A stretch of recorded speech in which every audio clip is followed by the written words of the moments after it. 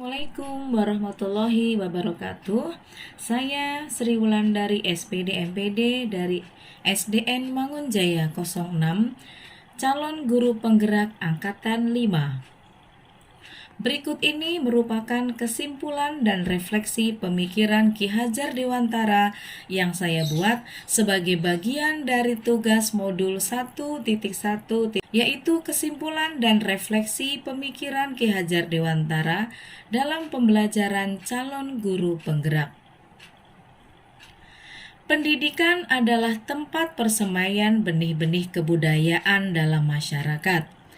KHD memiliki keyakinan bahwa untuk menciptakan manusia Indonesia yang beradab, maka pendidikan menjadi salah satu kunci utama untuk mencapainya. Pendidikan dapat menjadi ruang berlatih, bertumbuhnya nilai-nilai kemanusiaan yang dapat diteruskan atau diwariskan. Ada 6 pokok pemikiran filosofis Ki Hajar Dewantara tentang pendidikan, yaitu yang pertama, pendidikan sebagai tuntunan. Yang kedua, kodrat alam dan kodrat zaman. Yang ketiga, petani, yaitu guru ibarat petani yang menyiapkan lahan, memupuk, mengairi, dan membersihkan hama agar bibit tumbuh subur, berbunga, kemudian berbuah. Lalu yang keempat yaitu prinsip bukan tabula rasa. Anak lahir bukan kertas kosong yang bisa diisi oleh orang dewasa sesuai kehendaknya. Kemudian kelima, budi pekerti. Lalu keenam, berhamba pada anak.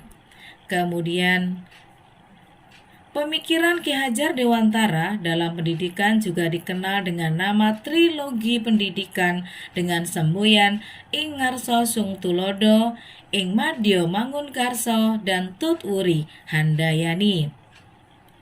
Untuk mencapai tujuan pendidikan, Ki Hajar Dewantara menerapkan metode Among dalam pembelajaran.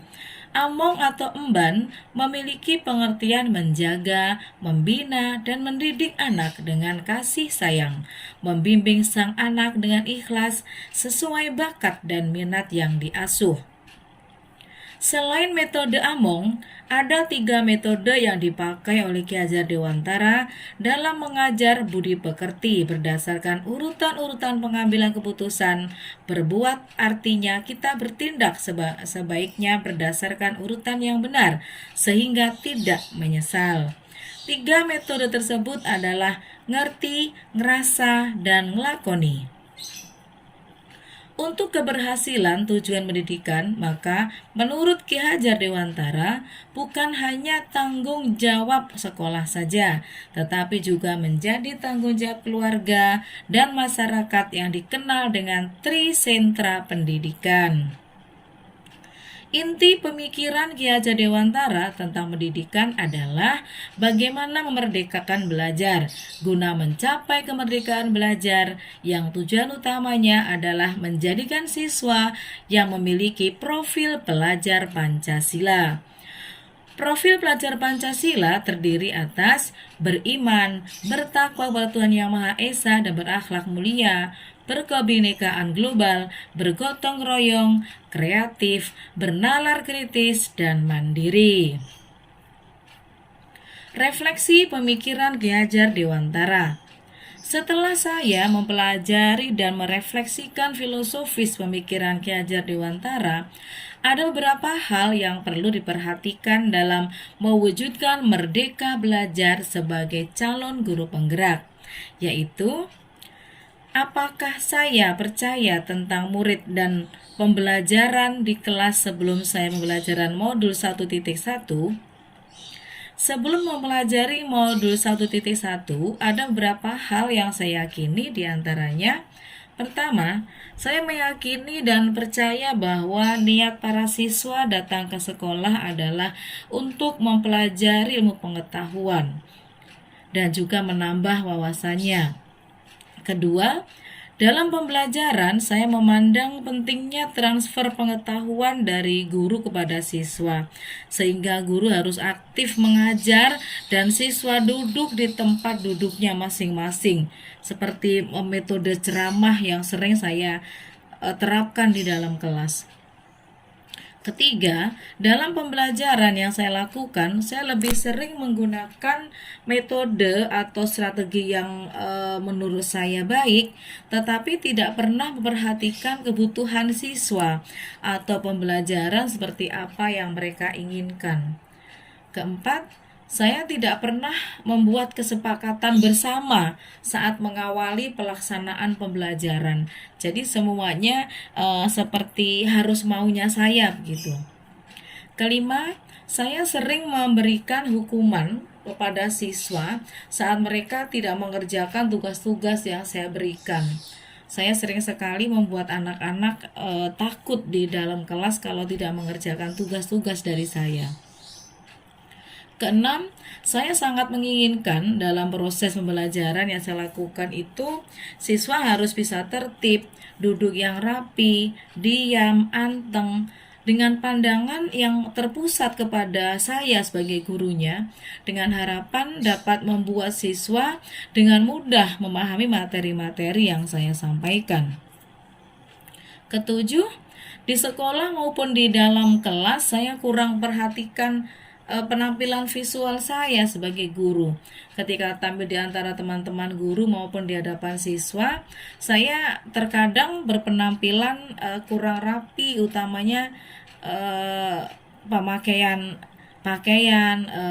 style pakaian yang saya gunakan, misalnya seperti itu. Kemudian fokus kegiatan pembelajaran adalah ketuntasan target kurikulum dalam satu semester, seperti yang tertuang dalam dokumen program tahunan. Mengutamakan ketuntasan kurikulum merupakan hal yang penting dengan tercapainya standar angka-angka yang tinggi. Hasil akhir dan pembelajaran diharapkan anak mampu mengerjakan ujian dan tugas dengan benar dan mendapatkan nilai tinggi. Apa yang berubah dari pemikiran atau perilaku saya setelah mempelajari modul ini? Hal yang berubah dari pemikiran atau perilaku saya setelah mempelajari modul ini adalah terjadinya perubahan dalam pola pikir saya terhadap siswa dan pembelajaran. Saya sangat optimis ada mimpi dan cita-cita dalam benak setiap anak saat mendatangi sekolah.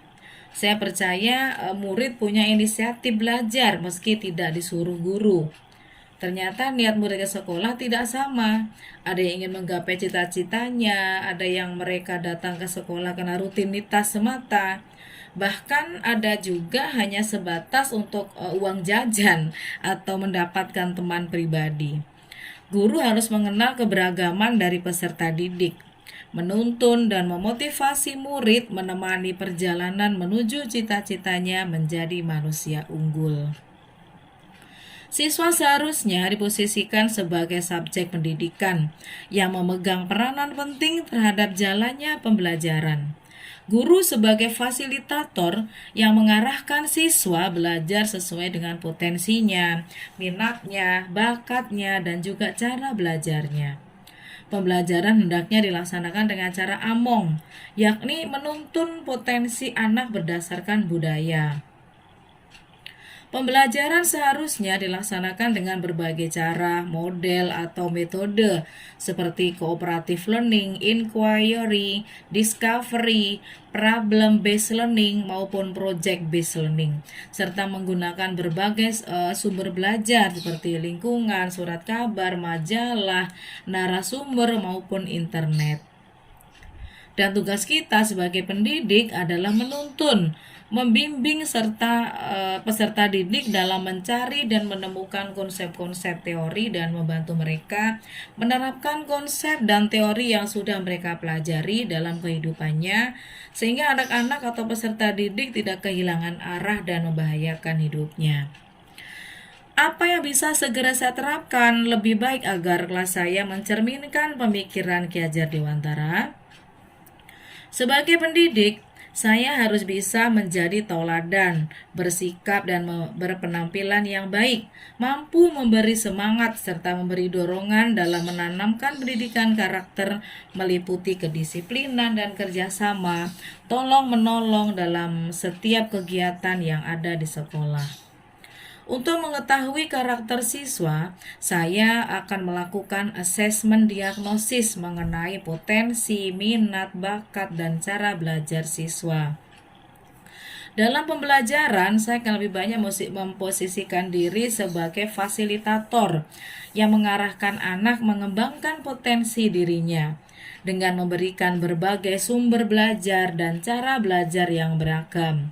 Siswa juga akan lebih sering saya ajak berkomunikasi tentang keinginannya dalam pembelajaran, hambatannya ditemui, dan mendiskusikan cara mengatasi hambatan tersebut. Dan yang pasti, saya akan membuat kelas saya menjadi yang lebih menyenangkan, membahagiakan anak, agar anak lebih semangat lagi belajar di dalam kelas dan menciptakan kelas yang kondusif, yang menyenangkan dan berpihak pada anak. Demikian, terima kasih. Assalamualaikum warahmatullahi wabarakatuh.